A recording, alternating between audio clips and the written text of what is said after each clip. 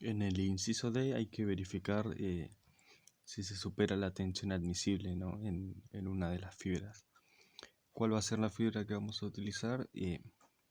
La que esté sujeta a la mayor esfuerzo de corte, que en nuestro caso fue menos 9,2 kilonewtons. Entonces, bien, los datos que tenemos van a ser datos de tabla que son para una viga IPM, que según la tabla vamos a poder obtener, no sé, por ejemplo, el momento estático y el momento de inercia, después otras medidas de la viga para realizar las cuentas. En este ejercicio, para encontrar la tensión tangencial máxima, vamos a utilizar la fórmula de Jurafsky, que dice que bueno, tenemos el esfuerzo de corte multiplicado por el momento estático dividido el momento de inercia total de la figura que vamos a estudiar. Y bueno, el valor de BI va a estar especificado por el ancho de la pieza. Bueno, acá tenemos la tabla que tenemos en el valor que nos había tocado, era IPM 180. Entonces, bueno, de acá lo que vamos a utilizar van a ser los datos de, en primer lugar, el momento estático, después la inercia total, que va a ser un dato, y después como dato que es WH, que es el espesor, TW, que es el espesor, que serían 6,9 milímetros. Esos son los datos que vamos a utilizar.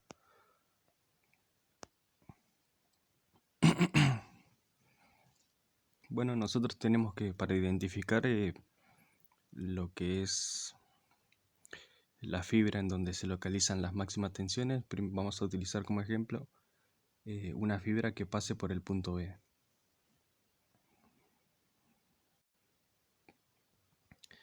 Entonces, si nosotros quisiéramos aplicar Jurafsky, necesitaríamos en primer lugar el esfuerzo de corte, que es un dato obtenido, menos 9,2. La inercia total, que la inercia va a corresponder va a ser la correspondida respecto del eje XX, ¿no? Que va a ser, en este caso, va a ser la base multiplicada por la altura, y a eso hay que restarle lo que es las áreas de los costados, estas áreas y estas áreas.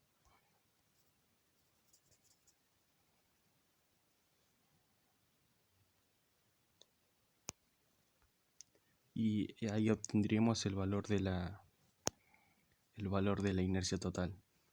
De igual manera está proporcionado, ¿no?, por la tabla IPM. Después, lo que corresponde al momento estático, para calcular el momento estático en el punto, o sea, la tensión máxima en el punto B para una fibra, necesitamos analizar la parte superior, ¿no? Entonces, vamos a tener el momento estático del área celeste y el momento estático del área verde. Entonces, la suma nos va a dar el momento total.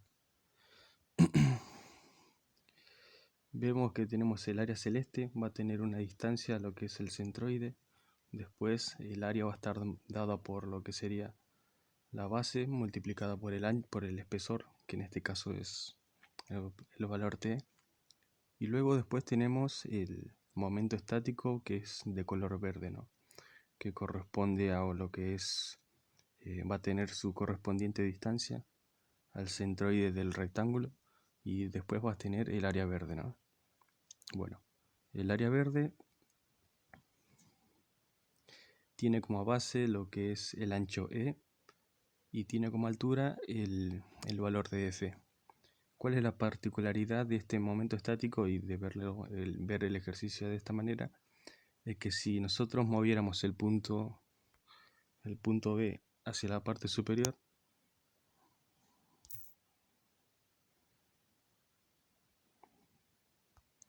nos quedaría un valor del momento estático, ¿no?, que va a estar dado por el área. Entonces, ¿qué es lo que va a suceder en ese caso? El área va a ser muy chica, y entonces va a llegar el momento al que el área va a ser cero.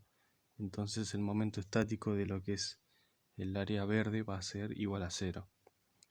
Bien, ahora vamos a suponer el caso de que al punto B lo movemos hacia la parte de abajo. Entonces vamos a tener la siguiente figura. En este ejemplo vemos que si nosotros desplazamos el punto B hacia la parte inferior, tal que intersecte al eje XX, entonces nos va a quedar que vamos a tener en el momento total va a ser el momento del área de color celeste, y a eso le vamos a sumar el momento del área verde. Entonces, ¿cuál es la particularidad de verlo de esta manera? Es que tenemos un momento que es el mayor momento estático que vamos a poder obtener para la figura, y después, si vemos la fórmula de Jurafsky, vemos que está influenciada por lo que sería BI, que corresponde al espesor mínimo, ¿no? Entonces, ¿cuál es el valor del espesor mínimo? Va a ser el valor del ancho, que sería de la parte del alma, la parte del medio.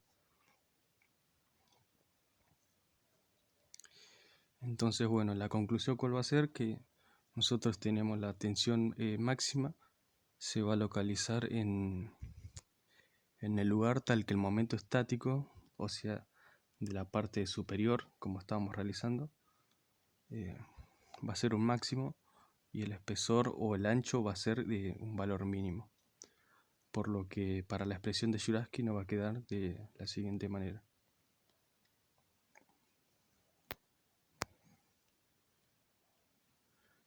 Acá en la primera fórmula,